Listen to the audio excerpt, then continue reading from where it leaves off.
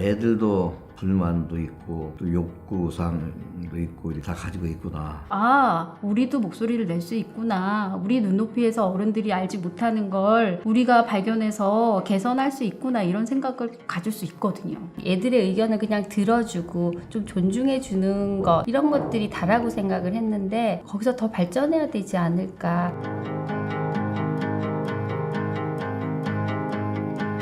어른과 아이에 대한 선이라는 게 있잖아요. 제가 뭐라고 얘기를 하면 아니야 그건 틀렸어 아니야 안 틀렸는데요 라고 얘기를 하기에는 너무 어른한테 예의 없이 왜 그러냐고 그러면서 사실 좀 종업원들이 좀 뭐야 손님들 가겠네. 뷔페에 갔을 때가 불편한 게 있어요. 음식들이 놓여 있잖아요. 실제로 어렸을 때부터 단순하게 아주 간단한 문제라도 참여를 해볼 경험이 있어야 되고 내 문제에 대해서 내가 한번 고민해볼 기회가 있어야 되는데 목소리를 냈고 그 의견을 한번 고려해 봐주셨다는 점에서 저는 되게 의미가 있었다고 생각해요. 이 여학생이 옐로카펫 의견을 낸 학생이에요? 어른이 하는 얘기가 맞아 이렇게만 한다는 그런 것들? 저도 사실 학교에서 이제 학생들 의견을 굉장히 논리적이고 타당한 이유를 대면서 제가 아이들 의견을 막을 때도 있거든요. 애들도 저런 데에 대해서 불만도 있고 또 욕구사항도 있고 다 가지고 있구나. 그 영상 중에 학생들의 의견이어도 그게 부족한 게 아니라 그 나이대에 낼 수 있는 그런 의견이다. 그래서 이게 신호등이 있는 곳이라는 생각을 안 하는 어른들이 많다. 이 아이들이 알고 있는 법이라는 것과 어떤 규칙 그 부분들을 어기는 모습이 굉장히 불편한 마음으로 보였을 거라는, 자기들 스스로도 자기네 시선이 낮은 시선이고 하지만 그 낮은 시선이 결국엔 어른들이 지나칠 수 있는 세세한 아주 중요한 부분들이라고는 생각이 들거든요. 쟤들은 무슨 노는 애들 아니야? 애들이 어른들이 주로 이용하는 곳을 오면 벌써 좀 색안경을 끼고 보게 되는 건 사실인 것 같아요. 아, 게스트하우스는 학생 숙박을 받지 않는구나. 그러니까 인솔자 어른이 있어도 받지 않는구나. 제가 최근에 학생들하고 여행을 갈 때 게스트하우스를 가고 싶었어요. 왜냐면 이런 여행도 있다. 근데 문제는 뭐였냐면 게스트하우스는 학생 손님을 안 받아요. 모르겠어요. 그러니까 그런 것 같아요. 어리니까 얘네 이상하게 쓸 것이다. 귀찮아.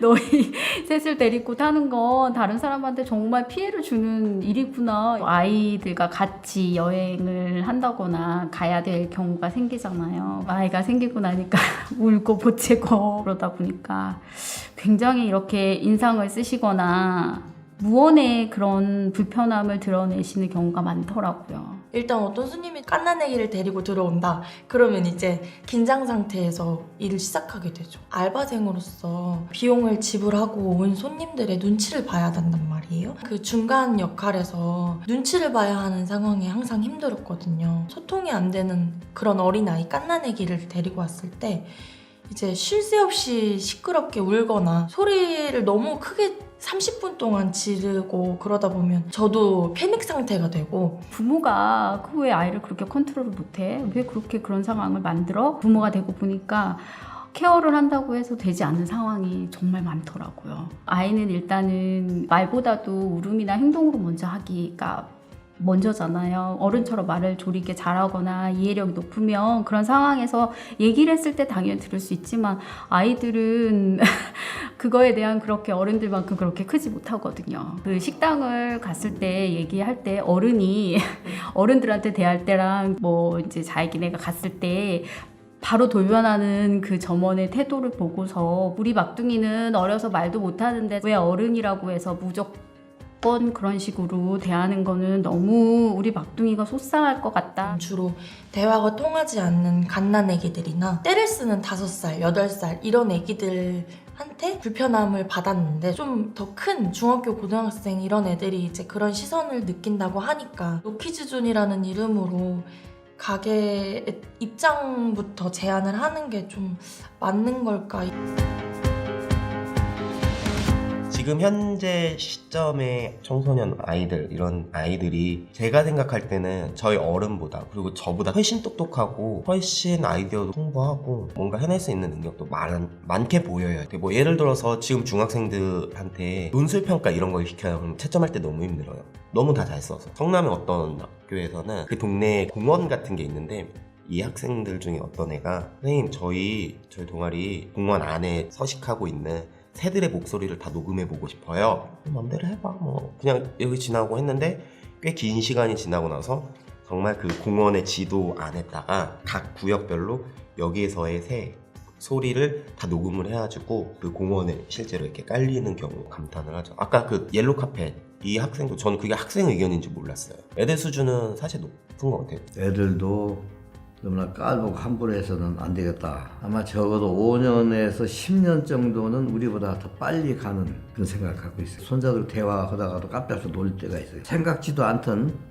그런 이야기 그 단어도 막 쓰고 깜짝깜짝 놀래요. 특히 5살짜리 손자애가 정치적인 뭐 이야기 뭐 그런 식의 이야기까지 나온다고. 이제 우리 시대 때는 일단 어른이라고 그러면은 무조건 이렇게 높은 분이고 함부로 해서는 안 되고 그런 의식이 지금도 남아 있어가지고 애들 이야기는 그냥 대충 건성으로 아 그래 그냥 그러고 이제 알았어. 우리 그때 클 때는 천만의 말씀이었는데 지금은 애들이 생각도 다르고 세상도 많이 바뀌었으니까 뷔페집에서 이렇게 키가 작아서 안 된다는 거는 거기다가 그 세수할 적에 애들 이렇게 그 계단 만들어지는 식으로 어느 정도 가능할 것 같은데 이제 그런 그런 사소한 것도 그 음식점 한 군데에서 시도를 하면은 점차 보급이 될 수도 있다. 애들이 요구한다고 해서 무조건 묵살하지 말고 일부 그 중에서 기특한 그런 의견 같은 거는 어른들이 받아들여가지고 최대한 거기에 맞춰주는 이제 그런 세대로 이게 바꿔졌으면 좋겠습니다.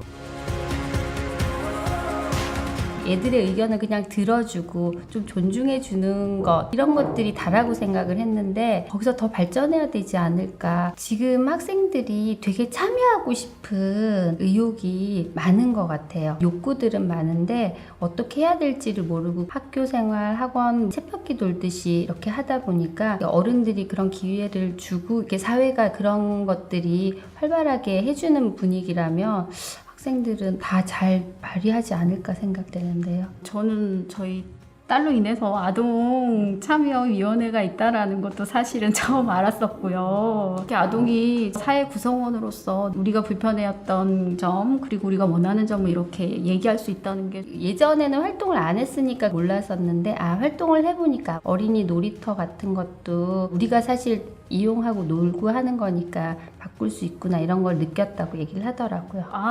우리도 목소리를 낼 수 있구나. 우리 눈높이에서 어른들이 알지 못하는 걸 우리가 발견해서 개선할 수 있구나. 엄마 정교 임원단 활동 같은 것도 그냥 직함만 가지고 있을 게 아니라 중학교, 고등학교에 가서는 더 알려서 친구들이 정말 적극적으로 참여하고 뭔가 바꿀 수 있는 그런 계기를 마련해보고 싶다고. 만약에 학생들도 학교에서 원하는 요구사항들이 있거나 개선되었으면 하는 이런 점들이 있다면 그게 왜 뭐 때문에 필요하고 개선 방안이나 필요한 부분에 대해서 정리를 해서 요구를 받아줄 수 있는 분에게 잘 설명을 해본다면 사실 그 과정만 보더라도 이거는 안 들어줄 수 없겠다라는 그런 감동도 있을 것 같기는 해요. 학생들이 지금 영상에서처럼 이렇게 자기 의견을 표현하고 이런 것을 두려워하지 않았으면 좋겠어요. 물론 그 학생의 의견을 무시하는 어른들이 꽤 많을 거라고 생각이 되지만 자기가 가진 생각을 논리적으로 계속해서 요구할 수 있는 용기를